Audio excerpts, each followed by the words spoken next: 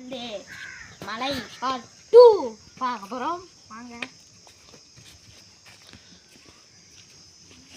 Deepti entrance பாருங்க, நல்லா இருக்கா? கார்டன். இதோட ஓனர் வந்து தீப்தி.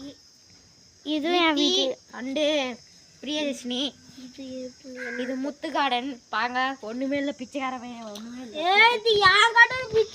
இது வந்து ஸ்கூலுங்க. இந்த இது பெருசாகிறது வந்து காலேஜ். காலேஜ் பாருங்க, ஒண்ணுமே இல்லை.